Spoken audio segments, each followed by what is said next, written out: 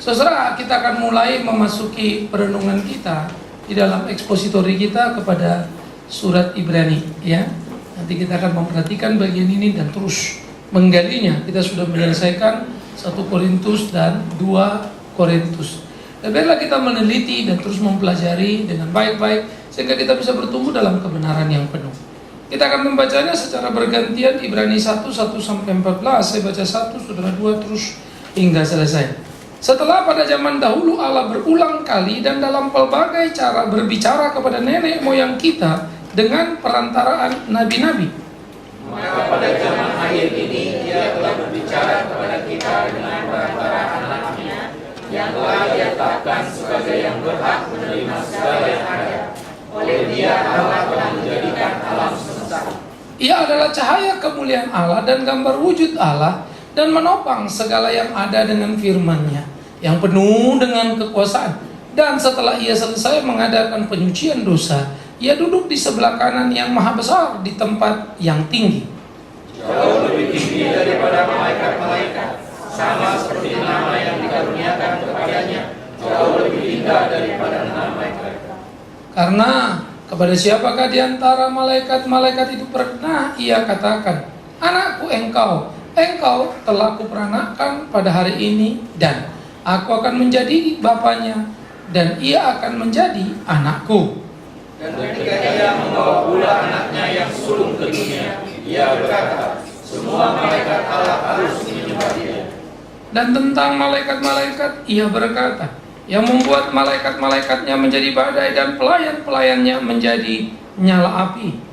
Tapi tentang anak Ia berkata, tahtamu ya Allah, tetap seterusnya dan selamanya, dan tongkat kerajaanmu adalah tongkat kebenaran. Engkau mencintai keadilan dan membenci kefasikan. Sebab itu Allahmu telah mengurapi engkau dengan minyak sebagai tanda kesukaan, melebihi teman-teman sekutumu. Pada mulanya ya Tuhanku, Kau telah letakkan dasar bumi, dan langit adalah buatan tanganmu. Semuanya itu akan binasa, tetapi engkau tetap ada, dan semuanya itu akan menjadi usang seperti pakaian. Seperti jua akan Engkau gulungkan mereka, dan seperti persalinan mereka akan diubah. Tetapi Engkau tetap sama, dan tahun-tahunmu tidak berkesudahan. Dan kepada siapakah di antara malaikat itu pernah Ia berkata, duduklah di sebelah kananku sampai kubuat musuh-musuhmu menjadi tumpuan kakimu. Bukankah mereka semua adalah roh yang melayani, yang diutus untuk melayani mereka yang harus beroleh keselamatan? Saudara, ini bagian merupakan satu perikop, tetapi saya akan berbicara ini dalam 2 sesi. Artinya yang kali ini kita bicara 1 sampai 4, nanti next baru kita perhatikan yang 5 sampai ke bawah. Sehingga kristologi yang begitu kental di dalam hal ini menjadi penting bagi kita. Ibrani saudara disebut surat karena memang ada bentuk penutup di sana, tetapi juga menjadi satu bentuk apologetika yang paling berkelas, pembelaan kepada iman, di mana Ibrani menjelaskan apa sebetulnya kekristenan, khususnya menyangkut Kristus di dalam keilahian, di dalam keimanannya, keimaman Dia, sehingga disebut imam besar agung itu, dan bagaimana kualitas pengorbanan, sehingga Ibrani menjadi satu interaksi menarik antara PL-PB. Bagaimana sebetulnya kita memahami dan bagaimana melihat gambar-gambar PL itu begitu disingkapkan, sehingga penulis Ibrani adalah seorang yang sangat menguasai baik PL maupun PB itu dengan sama baiknya. Ya, beberapa orang mengatakan itu Paulus, tapi beberapa lagi kemudian mengatakan tidak, kayak tulisan Paulus agak sedikit berbeda, sehingga Ibrani menjadi surat dengan nama Ibrani, ya, yang tidak diketahui persis siapa sebetulnya menjadi penulisnya. Nah, menarik kalau di dalam Alkitab kita menjelajah seluruh kebenaran-kebenaran yang di kanon Tuhan taruh, karena memang kebenaran bergantung kepada Dia sebagai sumber, bukan bergantung kepada siapa penulisnya. Ini menjadi luar biasa. Nah, jadi kalau kita menelusuri Alkitab dan membacanya, kita sebetulnya tercengang-cengang dengan cara terjadinya, dan bagaimana keunikan-keunggulan itu tetap menjadi satu keunikan-keunggulan yang tidak terbantah. Ya, ini menarik. Nah, jadi kita akan membaca Alkitab Ibrani. Tolong perhatikan, saya bilang tadi, bagaimana ada satu korelasi kental antara PLPB, PLPB, PLPB, sehingga kalau saudara mengikuti dengan baik-baik, ya, saudara akan mengerti kalimat Tuhan Yesus yang berkata, Aku datang bukan meniadakan Taurat tetapi menggenapinya. Nah, Ibrani adalah satu dari sekian gambaran yang paling luar biasa tentang hal itu. Ya. Nah, sehingga penggalian ini menjadi penting, sehingga kita mengerti latar belakang yang penuh, mengerti apa yang Tuhan kehendaki, yang seharusnya ada di kehidupan kita. Maka dikatakan, setelah pada zaman dahulu Allah berulang kali dan dalam berbagai cara berbicara kepada nenek moyang kita dengan perantaraan nabi-nabi, maka sekarang dia berbicara kepada kita dengan perantaraan anaknya.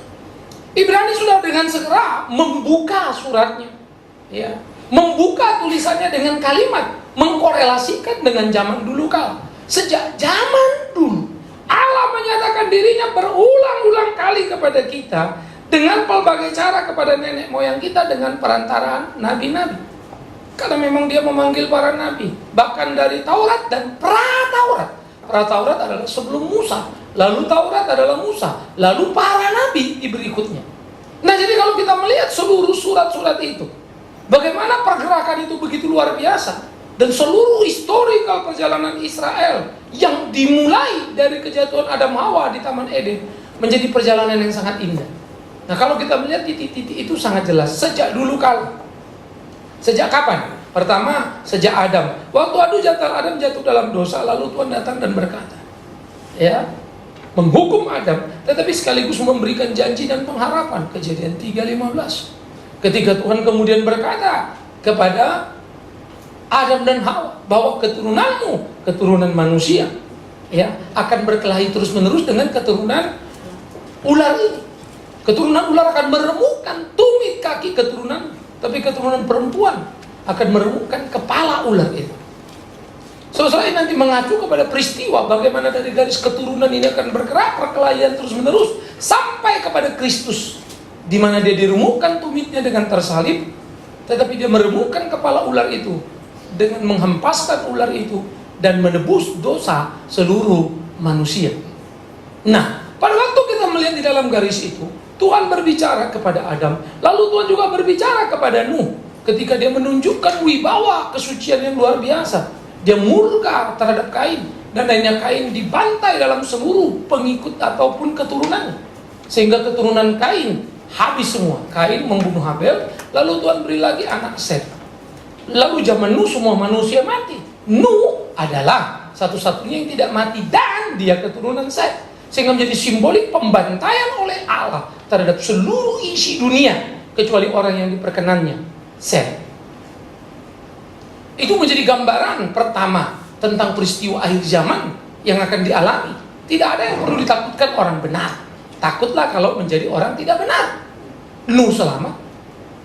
Karena itu bisnis kita bukan apa, kapan, tanda-tanda, kita boleh tahu itu sedikit-sedikit ya.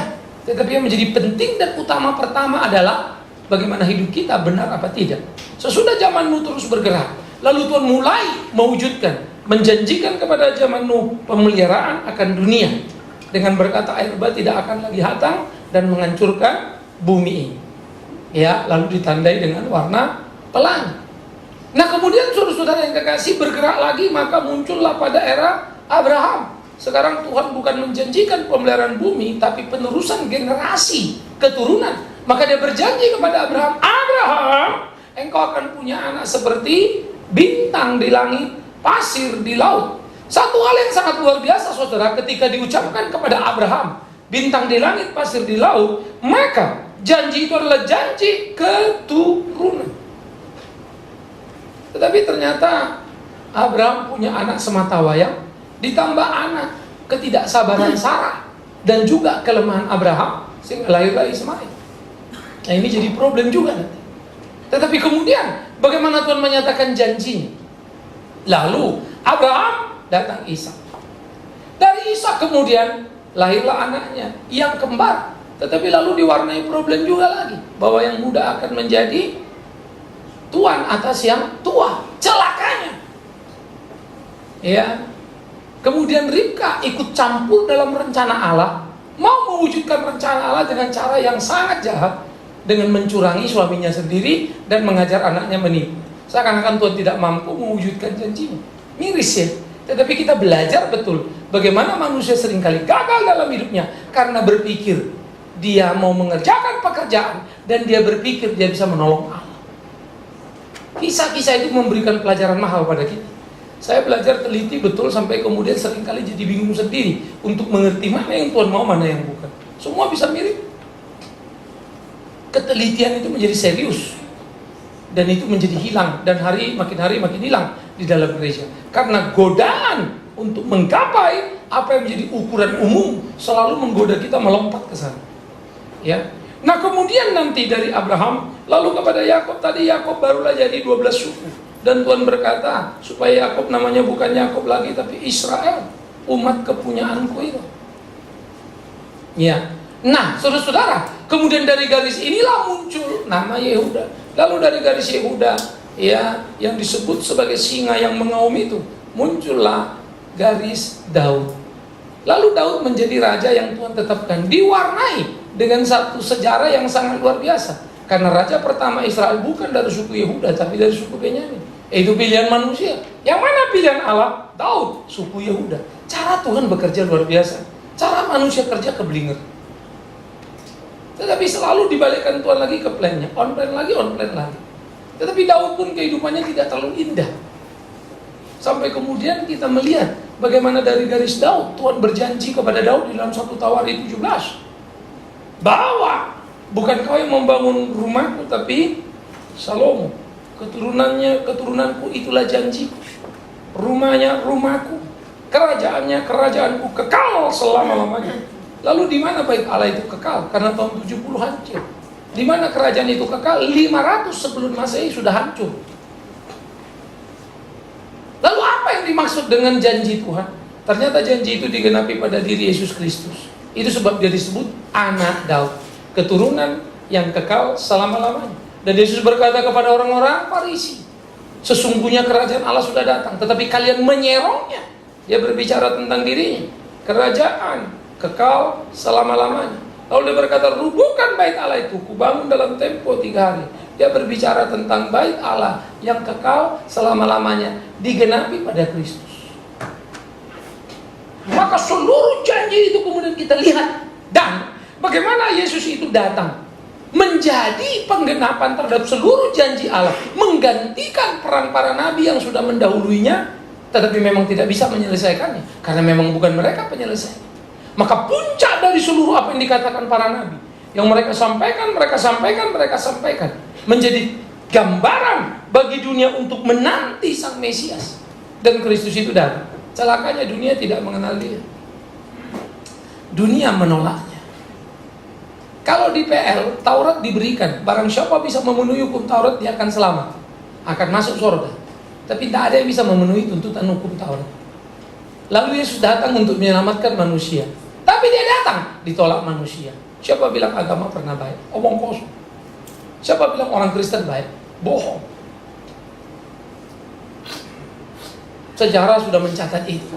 Karena itulah pergumulan hidup kita dalam bertuhan. Mengikut Kristus menjadi perkelahian yang sengit. Bagaimana menemukan apa yang menjadi kehendaknya. Belajar bertumbuh di dalam tiap ketetapan yang ditetapkannya. Nah, saudara-saudaraku yang kekasih, pada bagian inilah kita melihat bagaimana sekarang di zaman akhir, ya, dia berbicara kepada kita dengan perantaraan anaknya. Yesus datang ke dalam dunia menjadi penggenapan janji Allah. Dan Paulus dengan jeli pernah mengatakan satu kalimat.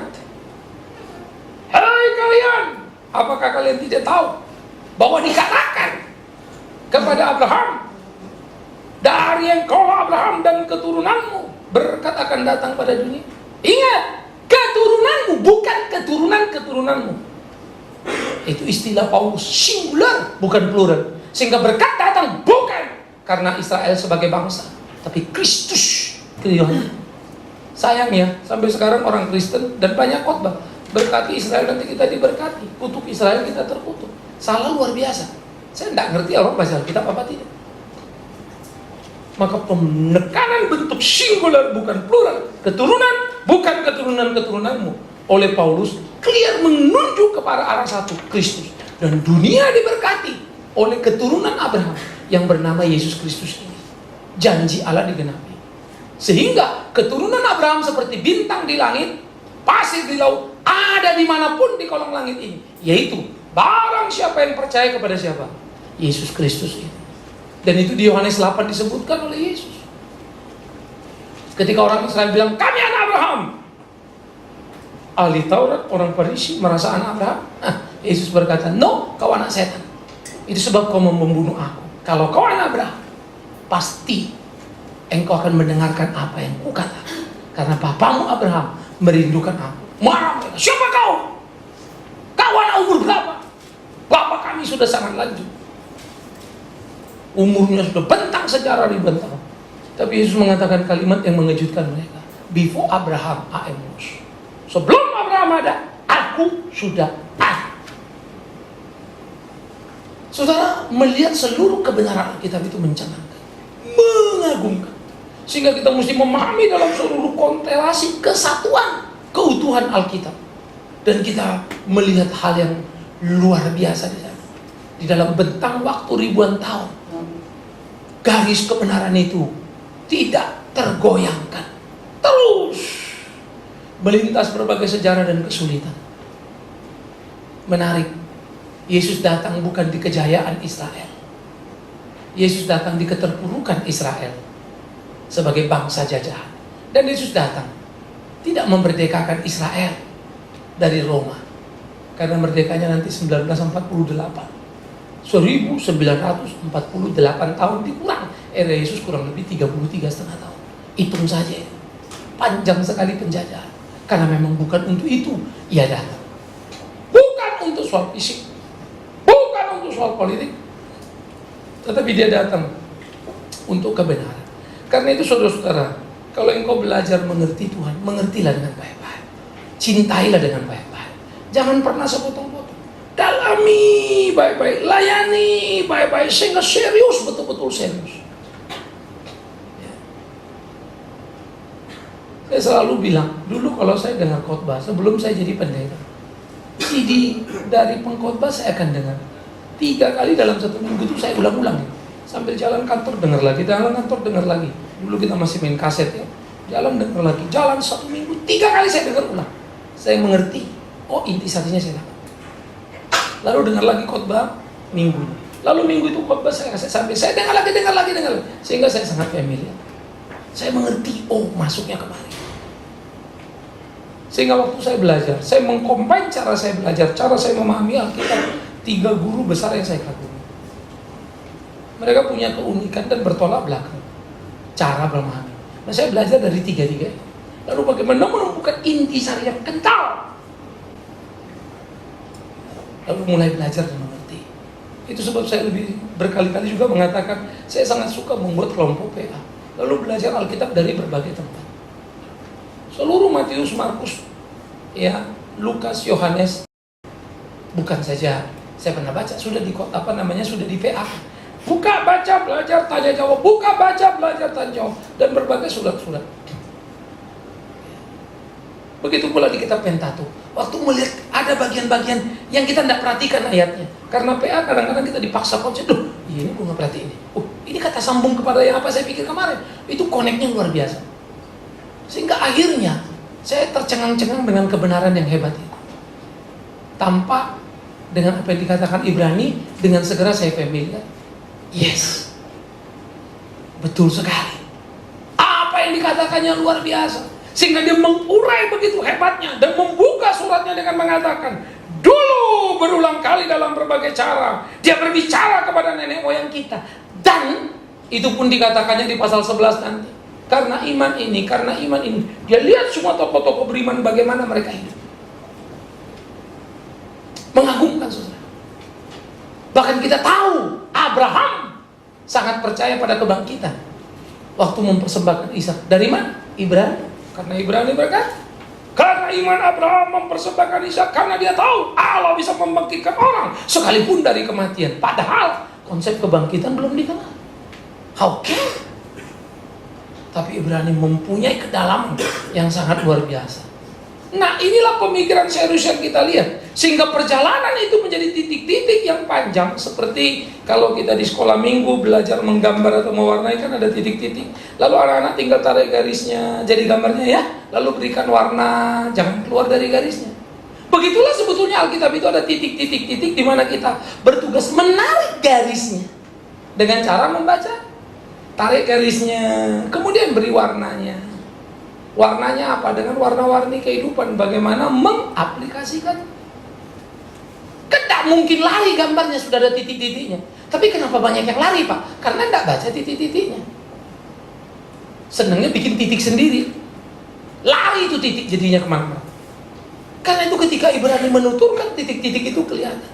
Saudara kan tinggal baca peristiwa Adam, Kejadian 3:15, tinggal baca peristiwa Nuh air bah, tinggal baca lagi peristiwa Abraham janji keturunan, tinggal baca lagi perjalanan keluar bangsa Israel sampai ke Mesir, tinggal baca bagaimana mereka keluar, tinggal baca bagaimana mereka hidup. Waduh, kita akan lihat terus loh.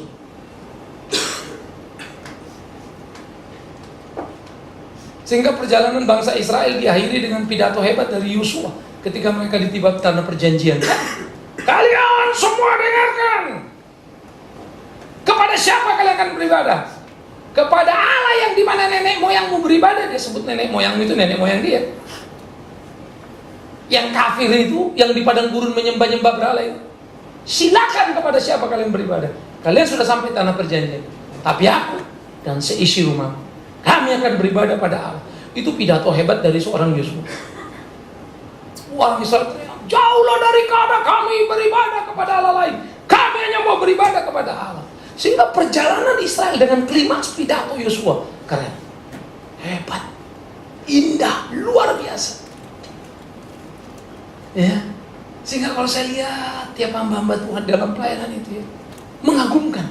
Bagaimana mereka memahami kebenaran dan bergumul dan berjalan, sehingga hidup mereka itu bermutu dan berkualitas luar biasa. Ya. Nah, saudara-saudara, oleh karena itulah ketika dia menyatakan dirinya terakhir dengan apa? Anaknya sendiri yang telah dia tetapkan sebagai yang berhak menerima segala yang ada. Oleh dia, Allah telah menjadikan alam semesta. Oleh dia, oleh anaknya, Allah telah menjadikan alam semesta. Yohanes di dalam pasal yang pertama berkata, pada mulanya adalah firman, firman itu bersama dengan Allah dan firman itulah Allah. Segala sesuatu dijadikan oleh dia, tanpa dia tidak ada apapun yang jadi. Yesus adalah pencipta. Istilah yang jarang kita dengar. Yesus juru selamat itu selalu yang kita tahu. Yesus anak Allah itu biasa kita dengar. Tapi Yesus pencipta. Maka seringkali gereja berkata Allah adalah pencipta yang luar biasa. Dan dia mengasihi kita, dia kirim anaknya. Yesus adalah penebus dosa. Dan Roh Kudus adalah yang memelihara kita. Padahal Alkitab bersaksi dengan sangat jelas. Yesus pencipta. Roh Kudus yang mempersiapkan segala sesuatu sebelum mereka mencipta. Itu Kejadian 1. Sehingga menemukan kebenaran yang utuh, bukan sepotong-sepotong dari semua sudut, menjadi penting dalam kehidupan kita. Nah, jadi saudara-saudara, oleh Kristus ya, segala sesuatu telah jadi. Maka dikatakan dialah cahaya kemuliaan Allah dan gambar wujud Allah, yang menopang segala sesuatu yang ada dengan firman-Nya, yang penuh dengan kekuasaan. Perhatikan, dia adalah cahaya kemuliaan Allah. Nah, istilah cahaya kemuliaan Allah menjadi sesuatu yang perlu untuk kita sadari bersama, saudaraku. Bagaimana cahaya kemuliaan itu adalah gambar wujud Allah itu. Jadi artinya begini, seharusnya Adam tidak jatuh dalam dosa, tapi sesudah jatuh dalam dosa baru ada keturunan. Lalu kalau ditanya, mana gambar dan rupa Allah? Nggak ada yang tahu. Karena Adam sudah gambar dan rupa yang rusak. Nangkap ya? Anaknya pun begitu pertama si Kain lihat bapaknya, itu gambar rusak itu. Nggak ada yang pernah lihat gambar bagus, gambar benar. Gambar salah, gambar rusak. Anak pertama dari keturunan manusia. Lah kalau begitu, kita diajar tentang cahaya kemuliaan Allah, gambar Allah, rupa Allah. Lalu bagaimana mau ngerti itu? What is the model? Apa yang jadi model? Kristus Tuhan itu. Nanti Ibrani bilang, dia sama seperti kita, dicobai, tetapi dia tidak berbuat dosa. Tahukah engkau apa yang disebut dengan cahaya kemuliaan Allah? Yesus itu. Itulah perkelahian kita, itulah pertandingan kita, supaya dia di dalam kita, kita di dalam dia, dan kita hidup seperti dia. Itu yang dikatakannya di Yohanes 15 ayat 7. Jadi, ketika bagian ini dikatakan kepada kita, Kristus cahaya kemuliaan Allah dan gambar wujud Allah, maka dengan segera kita bisa melihat gambar yang benar, Yesus. Gambar yang rusak, Adam. Lalu Paulus mencatat di dalam Korintus, sama seperti satu orang Adam, semua kita kecemplung ke dalam dosa dan mati. Karena begitulah, karena satu orang Kristus, kita bangkit dari dosa ini, bangkit dari kematian. Satu orang membuat seluruh dunia berdosa, Adam, main game. Adam adalah manusia. Itu arti Adam, manusia. Jadi Adam yang adalah manusia itu, sudah menganggarkan kegagalan. Dan Kristus mengajarkan, jadi manusia itu begini loh. Sehingga dia adalah Allah yang sangat luar biasa, Bapa yang hebat, karena dia mau mengajar kita dengan cara apa? Dia mau jadi alat peraganya untuk kita. Seorang ayah yang sangat sayang sama anaknya, lalu main-main sama anaknya. Lalu kalau kita lihat bapak itu main-main, geli ya, ini bapak ini direktur loh, bos top ini di kantor, serius selalu tiap hari. Tapi waktu dia main-main sama anaknya, dia bercanda, dia berguling-guling, geli kita ngeliat, ih gila lo bapak itu guling-guling lo, padahal kan big boss itu lo, orang hebat lo itu. Karena dia pengen anaknya ngerti. Lalu kalau kita mau ngomong sama anak itu, kita ngomong kecadel-cadelan juga, ngikut-ikutan ya, bukan karena kita cadel. Apa? Emang lu baru belajar? Kan tidak, tapi karena anak itu supaya cocok sama kita nih, kita ngikutin dia nih, kita mencocokkan diri. Ayah yang sayang anaknya berusaha mati-matian anak ini ngerti, diikutin caranya, diikutin gayanya. Orang yang dewasa ngeliat temennya, lihat aneh banget nih temen gua, tapi itu bapak yang hebat. Jadi dia akan ngomong sama anaknya tidak sok dewasa. Hei bayiku, lihat aku ya. Waduh, tidak begitu. Ini anak siapa? Anak siapa? Kadang-kadang geli ya. Nah anak lu tanya. Ini bukan logika, lagi bercanda sama anak. Kalau logik kan lucu ya, anak siapa? Anak siapa? Emang anak tetangga lo gitu? Ya enggak lah. Tapi itulah bahasa ayah ini. Sehingga kadang-kadang kalau kita nalar secara dewasa, ini apa-apaan sih? Sehingga ketika Kristus jadi manusia, kita malah jadi kurang ajar ya. Salah menalar semua. Masa Allah begitu sih? Masa ini begitu? Kurang ajar enggak? Sudah dia mau merendahkan diri menjadi manusia. Sudah dia mau lakukan apa yang mestinya dia tidak perlu lakukan. Kita malah salah lagi. Anggap dia payah. Nah ini menjadi pergumulan serius yang mesti kita pikirkan, saudara. Bagaimana seharusnya gambar wujud Allah, kemuliaan Allah itu kita lihat. Sehingga barang siapa melihat Yesus, Yesus bilang apa? Jikalau engkau sudah melihat aku, engkau sudah melihat Allah, Bapa. Itu diskusi kental ketika Thomas dan Filipus berdiskusi dengan Yesus. Waktu Yesus ngomong, aku akan kembali ke rumah Bapa, menyediakan tempat bagi kalian. Kalau sudah aku akan datang lagi. Lalu datang si Thomas, guru, tolong tunjukkan jalan ke tempat Bapa itu mana. Thomas adalah murid yang skeptis. Seorang yang kadang-kadang terlalu naif mempertanyakan segala sesuatu. Sama seperti dibilang, Lazarus itu sebetulnya tidak mati, lagi tidur. Si Thomas yang itu, yuk tidur sama Lazarus yuk. Orangnya model begitu. Aku tidak percaya sebelum memasukkan jariku ke tangan yang berlubang paku. Nanti Thomas itu dirubah luar biasa. Si skeptis, si peragu yang mempertanyakan semuanya. Nah kali itu dia tanya, mana jalannya guru? Langsung bilang, akulah jalannya, kebenaran dan kehidupan. Tidak ada yang sampai pada Bapa kalau tidak melalui aku. Si Filipus merasa lebih pintar. Udahlah guru, ngertilah kami jalannya itu. Padahal dia nggak ngerti juga sebetulnya. Langsung dia bilang, tunjukkan saja Bapaknya. Karena dia pikir kalau Bapaknya ketahuan kan jalannya juga ketemu toh. Berapa lama lagi kalian ini baru mengerti? Kalau kau sudah melihat aku, kau sudah melihat Bapa. Kau minta tunjukkan Bapa. Ternyata murid-murid juga gak gampang ngerti. Saya selalu menempatkan diri, andai kata saya berjalan dengan Yesus, menjadi salah satu muridnya, saya mungkin yang paling payah juga. Terlalu banyak juga yang akan saya tanyakan. Sulit bagi saya menerima apa yang dikatakannya dengan fakta yang saya lihat dengan mata. Kalau dia raja, kenapa jadi pecundang?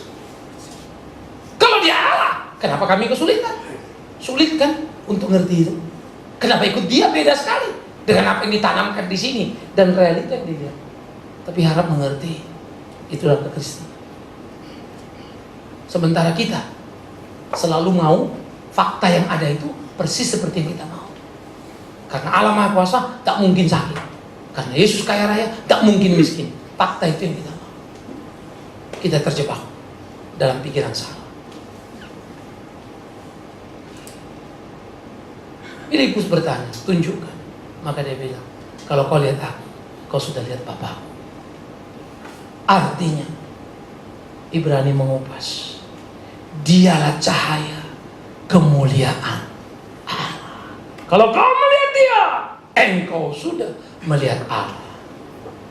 Loh, kalau melihat Allah kan mati. Mana ada yang bisa melihat Allah? Yes, dia Allah. Tapi Allah yang mengosongkan dirinya.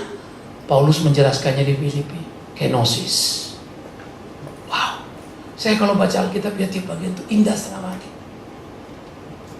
Saya pernah membaca seseorang membantah keilahian Kristus. Cukup menarik cara dia. Ya. Dia ngaku dia pernah Kristen, lalu dia pernah ikut Nestorian, lalu dia pernah lagi ikut saksi Yehova, pernah juga belajar agama Islam menurut dia. Ya, lalu dia jadi seorang Kristen menurut versinya dia. Tapi pokoknya Kristennya dia Yesus bukan Tuhan. Ya. Lalu dia mulai mengulas banyak sekali tulisan. Tulis. Memang kalau saya perhatikan tulisan ini, kalau orang nggak belajar baik-baik kristologi, bisa kemakan. Ya, saya masukkan di kelas waktu belajar kristologi. Waktu mereka jawab juga jawaban kalian ngaco semua kalau itu tidak menggugurkan seluruh statement ini. Tapi memang banyak similirnya. Sehingga ketika kita mengulas satu-satu nih, lihat nih, dia lari kemari, dia ngomong ini nggak ada ayat Alkitab, ini kita tunjukkan ayatnya. Nah, ini masuk kemari. Kita ikuti cara berpikir dia. Jadi kalau dia bilang begini jadi begini, kita bilang jadi begini karena ada faktanya. Iya. Tapi waktu saya baca dan saya berpikir lagi ya, lalu memperhatikan lagi Alkitab, luar biasa loh Alkitab. Berbagai cara menyerbunya. Ya, merekayasa Yesus yang salah satu butir-butirnya diambil oleh Da Vinci Code, dimasukkan di dalam filmnya. Ya. Sehingga antara fiksi dan fakta campur aduk semua di sini. Walaupun buku itu sudah ditulis fiksi kan, tapi orang melihatnya itu fakta. Lucu juga ya. Tapi itulah orang Indonesia.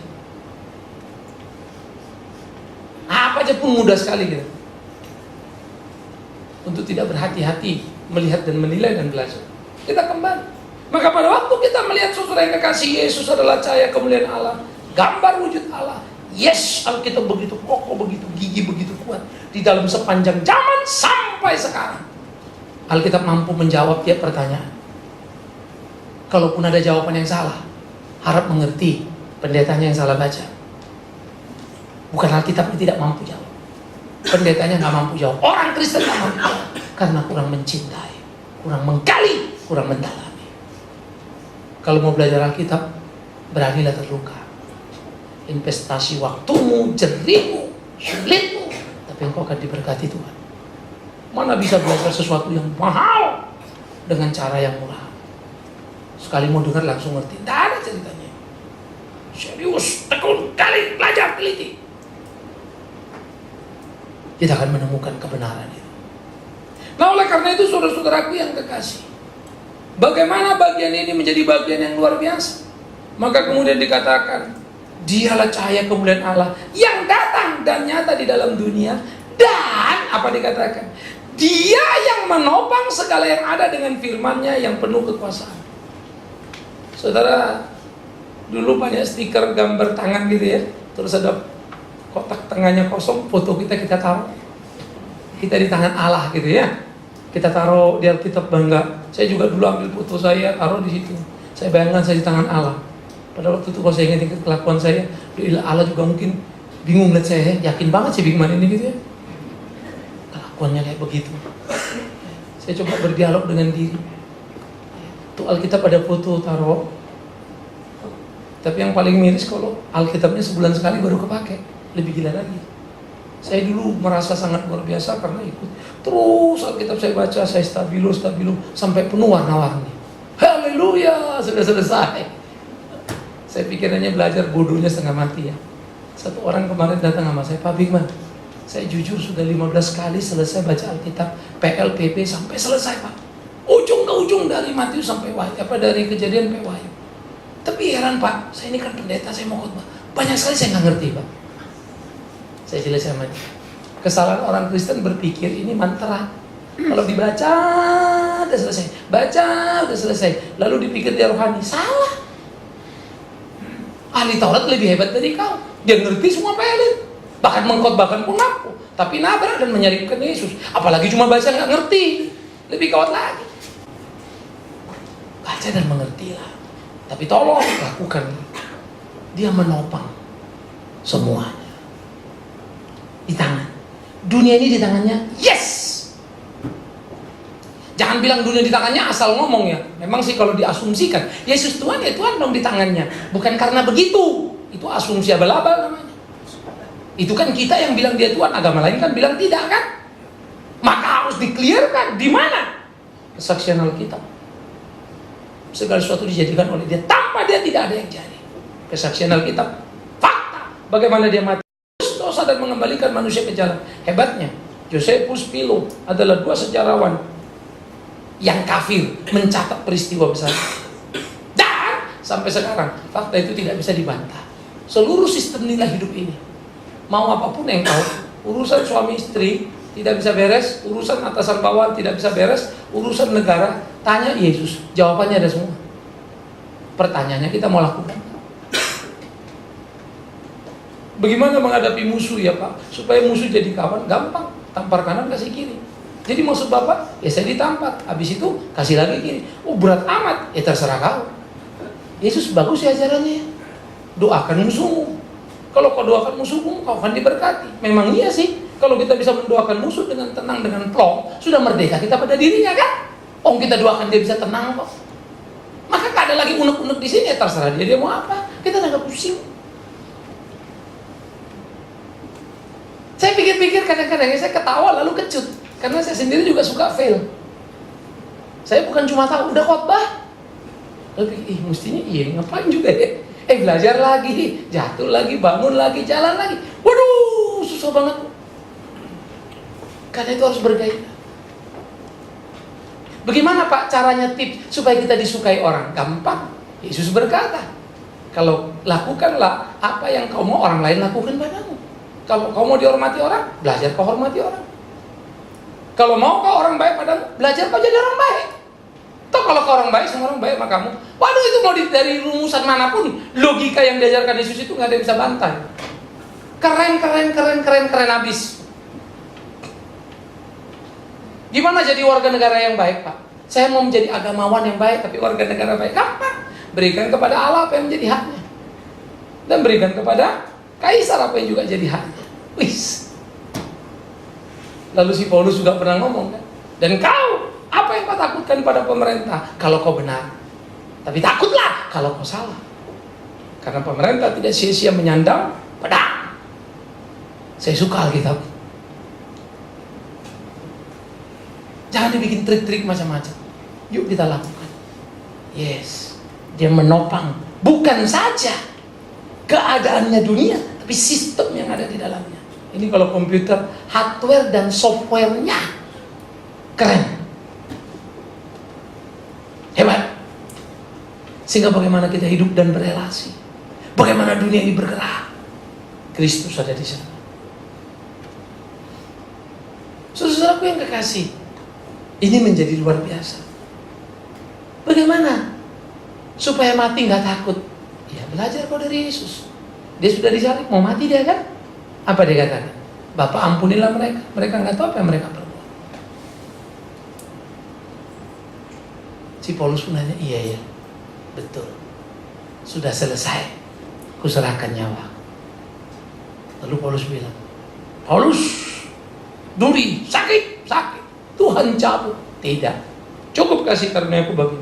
3 kali dia minta, 3 kali Tuhan bilang begitu. Apa kata si Paulus? Sekarang tahulah, di kelemahanku nyata kekuatanmu. Kalau gitu kelemahan masalah enggak? Enggak, karena itu kekuatan Tuhan. Nah lu, kalau gitu masalah enggak? Masalah itu bukan masalah, karena itu belas kasihan Tuhan. Tapi bagaimana kita bisa melakukannya? Kita lah yang terlalu cengeng. Sampai berkat Tuhan pun kita curigai. Pembentukan Tuhan pun tidak kita terima. Kenapa harus gini? Kenapa gini? Semua maunya kita. No way. Kau boleh punya mau, aku boleh punya mau, kita boleh punya mau. Namanya manusia, pasti ada mau. Tapi tolong tanya, Tuhan mau apa dari kita? Belajar tanya, Tuhan mau kita bagaimana? Tuhan titip apa sama kita? Kalau 2 talenta, jadikan 4. Tapi kalau 5, sorry lu, tolong jadi 10. Kalau 1, cukup jadi 2, gak usah jadi 4. Tuhan juga nggak nuntut undang-undang yang aneh-aneh. Itu sebab janda miskin itu merdeka. Kristus menopang seluruh sistem. Celakanya dunia menolak Kristus. Sesudah disalibkan waktu dia datang pertama, menuju kedatangan kedua, Yesus sudah disangkali. Orang liberal berkata Yesus bukan Tuhan. Saksi Yehova berkata Yesus bukan Tuhan, dia bukan pencipta, dia ciptaan yang pertama.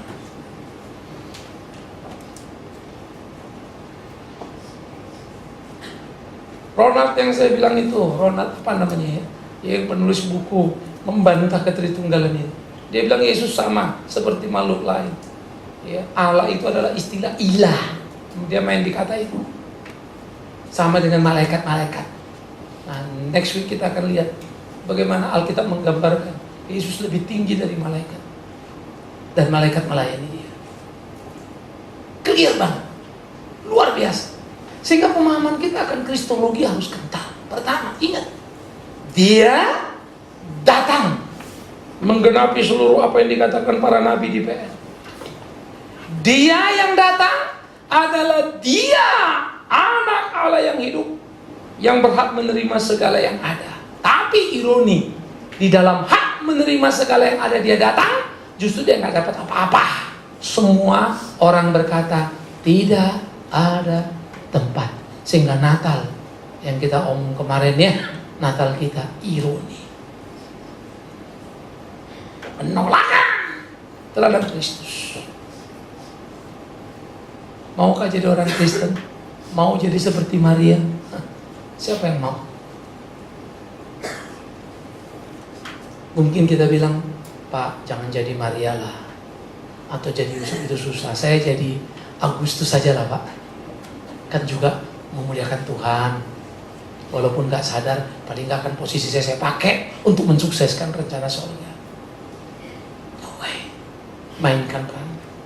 Dan dia yang berhak menerima segala yang ada. Dia menjadikan segala sesuatu. Yesus adalah pencipta. Dialah cahaya kemuliaan Allah. Kalau kau melihat dia, kau sudah melihat Allah. Dan kalau kau tanya, apa itu? Kita diciptakan menurut gambar dan rupa Allah. Lihatlah Yesus. Itulah gambar dan rupa Allah. Yang Ibrani katakan, dia dicobai tapi tidak berdosa. Yang Matius gambarkan di Taman Getsemani, dia punya keinginan, Bapa, kalau boleh cawan ini lalu daripada. Tapi gambar dan rupa Allah itu membuatnya koma, bukan titik. Namun ya Bapa, bukan kehendakku, kehendakmu lah yang jadi. Apakah kita gambar dan rupa Allah? Maka kita akan berkata, bukan kehendakku ya Bapa, kehendakmu yang jadi. Tapi harap mengerti, begitu kau mau kehendak Allah terjadi dalam hidupmu, kita disayat-sayat. Hanya satu yang bisa memungkinkan itu, sangkal diri. Maka Tuhan hidup di hidupmu. Selama kau tidak menyangkal dirimu, Kaulah pemilik hidupmu. Kaulah penguasa dalam hidupmu. Dan pikul salib. Wow. Bagaimana memainkan peran itu? Karena itu saudara, iman kita itu harus terus-menerus terlatih dan berlatih untuk terus bertumbuh, memahami apa yang jadi kehendak Allah dalam kehidupan ini. Terus melakukan dari hari ke hari, sehingga kita melakukan apa yang Dia perintahkan, apa yang menjadi ketetapan-ketetapan. Dia menopang segala sesuatu.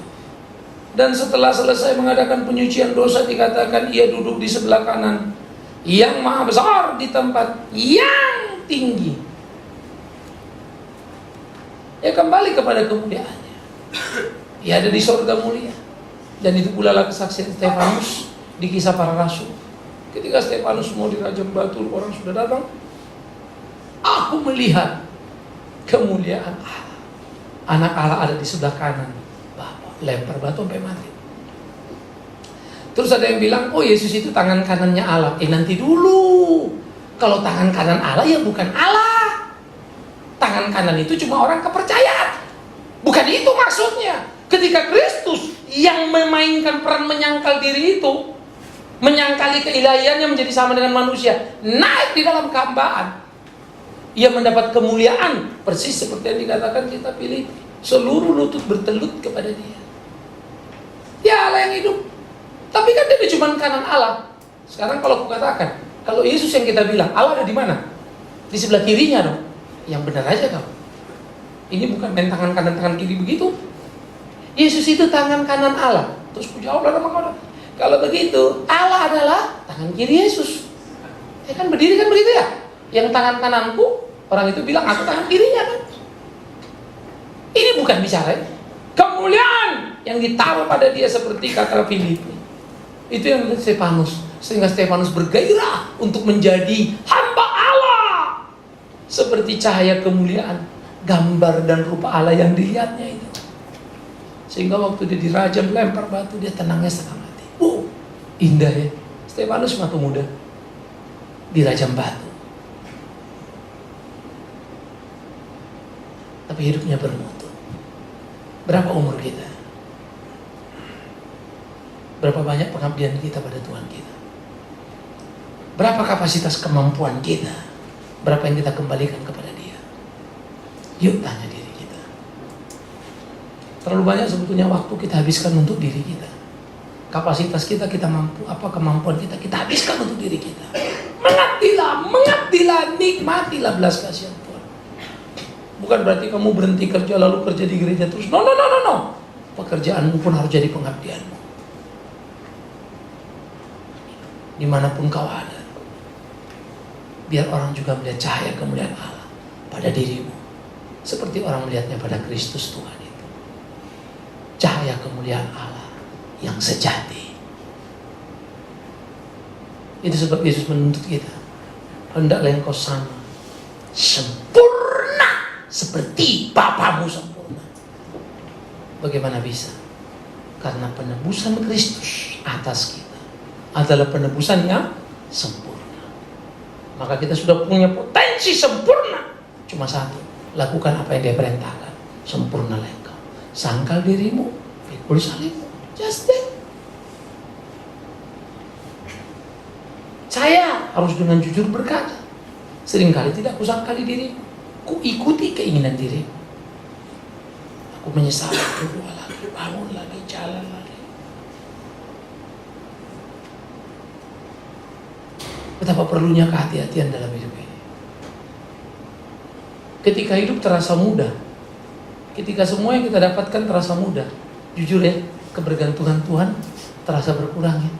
Ketika kita menghadapi persoalan yang begitu berat, sulit, heran, kita khusyuk banget doanya. Cuma masa sih mesti khusyuk? Supaya khusyuk doa lalu aku berdoa, Tuhan bikinlah mereka penuh dengan persoalan, supaya doanya khusyuk. Kan gak enak juga kalau doa begitu ya. Lalu aku berdoa berkati mereka, tapi kau diberkati gak jadi khusyuk. Please berkelahilah dalam dirimu. Nikmatilah berkatnya. Jangan kehilangan kekhusyukan. Caranya gimana Pak? Jadilah dewasa dalam imanmu, jangan kayak anak-anak. Kalau sudah punya makanan aja sombongnya setengah mati. Aku punya makanan deh, kamu tidak punya. Temannya diejek-ejek ya. Kan anak-anak itu tuh, papaku kasih ini papaku kasih ini kamu nggak dikasih papamu. Tuh anak-anak berkelahi. Bangganya setengah mati. Tapi lupa, persis lagi orang Kristen begitu. Ini berkatku, terlalu ribut dengan berkat, tapi tidak melayani Tuhan kita. Dia cahaya kemuliaan Allah. Dia menopang dengan penuh kekuasaan. Dia mengadakan penyucian dosa. Dia kembali ke tempat yang maha tinggi. Dan dia menatap kita. Jangan lupa, dari sana dia akan datang kembali. Bukan lagi sebagai juru selamat. Bukan lagi untuk menyelamatkan. Langsung memilah.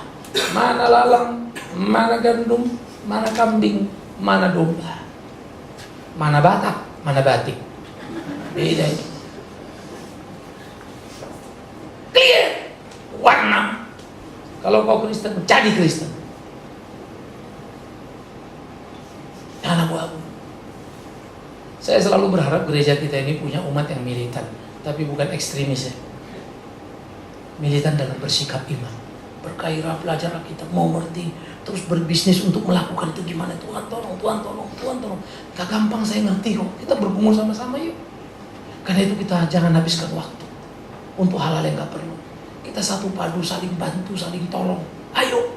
Tidak ada mungkin Big Man Sirait tanpa kelemahan. Omong kosong. Kalau dari mimbar ini kukatakan, puji Tuhan aku tidak punya kelemahan. Penipu aku. Tapi tolong jangan kau manfaatkan kelemahanku supaya kau tampak bagus di hadapanku. Kelewatan juga kau. Tolong aku di kelemahan. Lapisi. Tapi Menda, stop. Ini bikin salah. Iya. Udah nggak apa-apa. Biar saya dari sini. Saya rapiin. Wah, enak ya. Thanks. I need you.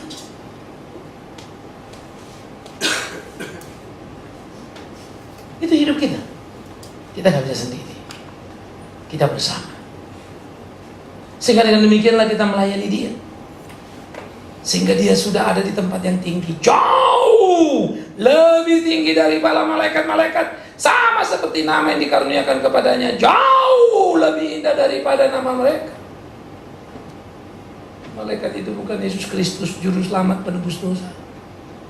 Malaikat itu bukan yang diurapi. No. Di surga dia jauh lebih tinggi. Kenapa ya Ibrani mengcompare? Kenapa Ibrani membandingkan Yesus dengan malaikat? Kalau memang dia Allah ya udah nggak usah dibanding-banding dong. Betul enggak? Please, Ibrani lagi ngomong Yesus yang datang ke dunia itu loh. Kalau dia Allah nggak ada yang mau diskusi, ngapain capek diskusi? Ini lagi mendiskusikan pada tiap orang yang menganggap Yesus itu sama aja kok, manusia biasa kok, anaknya si Mario Yusuf kok. Itu loh yang mau dilawan sama si Ibrani. Stop kau. Waktu kau memandang malaikat hebat, ketakutan kau. Kalau lihat malaikat datang, senang kau. Ini lebih hebat dari malaikat. Itu loh. Jadi membaca Ibrani, jangan saudara nempel dengan pemikiran sendiri. Saudara lagi bayangin ada orang, apa tuh Yesus kan cuma datang, mati disalib, terus teriak-teriak lagi. Bapak, kenapa kau tinggalkan aku? Ya, apaan tuh? Kita pernah membahas itu ya. 7 kata penuh kuasa. Waktu Yesus berteriak, Bapakku, mengapa engkau meninggalkan aku? Bukan karena tidak berdaya. Powerful. Bagaimana Allah yang sumber hidup, yang bisa mengatakan Lazarus bangun dan hidup. Tapi dia rela mati, melepas hidup. Dia bisa memberi hidup, tapi hari ini dia justru hidup jadi persembahkan. Dan dia mati. Bukan karena dia tidak berdaya, tapi karena dia rela. Pertanyaannya adalah, kenapa dia rela mati? Padahal yang salah kita, cinta kasihnya. Wah itu keren, hebat itu, powerful betul. Nah oleh karena itulah saudara yang kekasih, biarlah ini menjadi pergumulan dalam hidup kita. Bagaimana kita berkelahi, bagaimana kita memainkan peran kita. Dia sudah datang, dia sudah menolong kita semua. Ayo kita memuliakan namanya. Dia jauh lebih tinggi dari semuanya. Maka dibungkaplah oleh si Ibrani seluruh pengkritik Kristus, lalu dijelaskan. Ingat, kalau ada di segenap kanan Allah Bapa, artinya dia sama dengan Bapa. Dia ada bersama dengan Bapa, dimuliakan. Malaikat tidak sampai di situ. Malaikat mesti tunduk di kaki Bapa. Sujudlah malaikat itu, lalu memuji-muji Allah. Yesus tidak di situ. Yesus tidak sujud memuji-muji Allah Bapa. No. Dia di sebelah kanan bersama dengan, satu dengan Allah yang hidup. Malaikat yang tunduk. Malaikat memuji dia. Malaikat melayani dia. Anak domba Allah yang agung. Dan kita akan Kristus terus bertumbuh. Dan ingat kalimatku tadi. Investasi waktu. Belajarlah sampai terluka untuk mengenal Tuhan. Dan kalaupun itu kita lakukan sampai mati pun, kita tidak pernah bisa mengenal Dia penuh. Karena itu jangan buang waktu. Ayo belajar makin benar seperti yang Tuhan mau. Biarlah Tuhan menolong kita, Tuhan memimpin kita, dan kita bertumbuh dalam kebenaran yang utuh. Yesus Kristus Juru Selamat menopang seluruh hidup. Di mana kita hidup? Pada Kristus itu.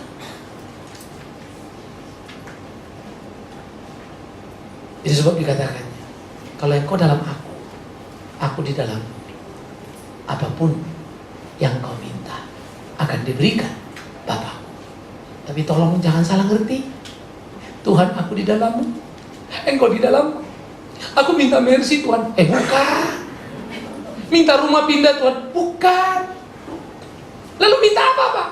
Kau tahu apa yang Yesus bilang? Pekerjaanku adalah mengerjakan kehendaknya dan mengerjakan sampai apa? Selesai. Makananku, hidupku, melakukan kehendaknya. Apapun yang kau makan, enak atau tidak enak, itu hanya warna-warni untuk isi perutmu. Tapi makanan pertama dan utamamu yang membuat kau hidup, aku hidup, adalah melayani Dia, melakukan kehendaknya. Tuhan dalam kita, Dia di dalam kita, kita di dalam Dia. Maka hidup kita akan menjadi seperti apa yang Dia mau. Amin. Kita tunduk kepada. Coba tanya dirimu, apakah engkau sudah seperti yang Tuhan mau? Jika belum, berdoa. Katakan, Tuhan ampuni aku. Banyak kelemahan, banyak kekurangan. Kegairahan membaca, mengerti, menggali Alkitab.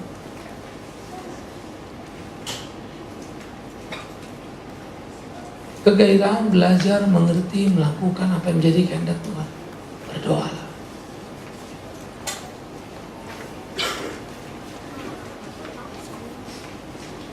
Bapa di dalam surga, tolong kami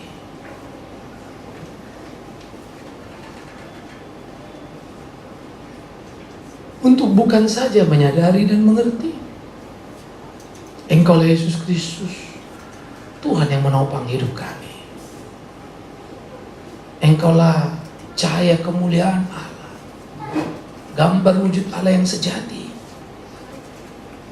yang tak bisa kami katakan, tak kami ketahui. Karena Kau datang di bumi, di hidup ini. Yang tak bisa kami katakan bagaimana harusnya hidup dan mempertanyakan. Karena Kau sudah mengajarkan semuanya. Tuhan, tolong kami. Tak lagi berputar di pertanyaan. Tak lagi berputar. Karena tak mau tahu apa yang Kau tetapkan. Kami berdoa menyerahkan segenap hidup kami ke dalam tangan-Mu. Tuntun pimpin dalam cinta kasih. Sehingga sungguh ya Yesus Kristus, nama yang selalu kami sebut, kami hidup di dalamnya untuk puji hormat bagi nama. Demi Yesus Kristus Tuhan, Juru Selamat penebus dosa kami, sumber hidup kami, yang menjaga melindungi hari-hari kami. Kami berdoa kepada Bapa di dalam surga dengan pertolongan Roh Kudus, Allah kami yang esa. Amin. Kita bangkit berdiri, saudara yang kekasih.